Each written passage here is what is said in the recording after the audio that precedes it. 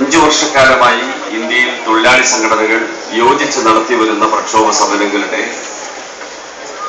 ഭാഗമായിട്ടാണ് CITU സ്വതന്ത്രമായ ഈ സമര പരിപാടികൾ ആഹ്വാനം ചെയ്തത്.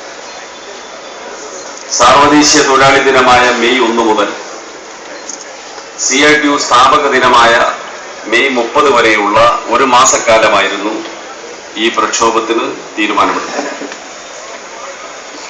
നേരത്തെ ട്രേഡ് യൂണിയനുകൾ സംയുക്തമായി ഉന്നയിച്ച അതേ മുദ്രാവാക്യങ്ങൾ തന്നെയാണ് CITU ഈ സമരത്തിന് ആധാരമായി ഉയർത്തുന്നത്.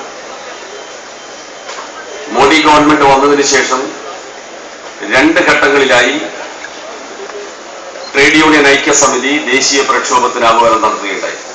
ഒന്ന് 2014 ഡിസംബർ മാസം 25-ന്, മറ്റൊന്ന് 2015 ഫെബ്രുവരി 6-ാം തീയതി.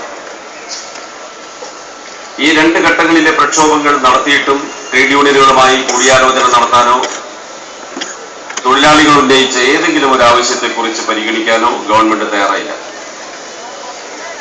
പിന്നെ നമ്മുടെ മുമ്പിലുള്ള മാർഗം കൂടുതൽ ശക്തമായ സമരമാണ്.